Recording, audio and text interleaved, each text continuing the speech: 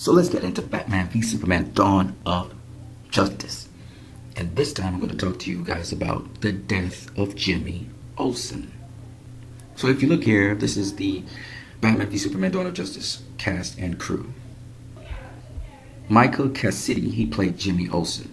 And spoilers, Jimmy Olsen was killed in the beginning of Batman v Superman in Nairobi. He turned out to be a CIA agent working with the Daily Planet on a mission trip with Lois Lane, who was interviewing a rebel leader who people suspected to be a terrorist as well.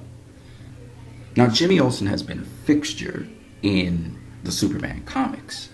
However, he is not the only cameraman for reporters and news in that universe. Now, if you know anything about Zack Snyder, he's been pulling from the very beginnings of these characters in the comics. So it's not surprising that a character from Action Comics, the first Action Comics in 1938, is actually in this universe. And the guy I'm talking about is Rusty.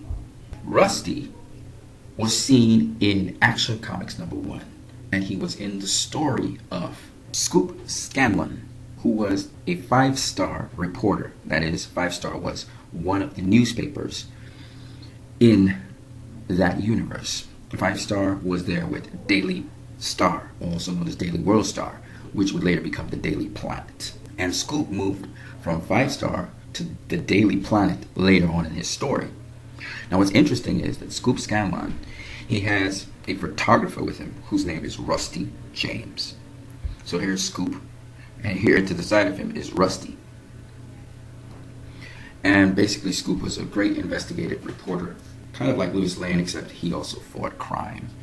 You can go ahead and check out the whole story from Action Comics. What this means is that Rusty, who is Scoop's photographer, may become a photographer in the Daily Planet, and maybe Scoop is in the Daily Planet or moves to the Daily Planet, and Rusty is his photographer. So what I'm saying is that Rusty can easily fill in that role that Jimmy had in the movie, because Rusty is also a photographer like Jimmy was.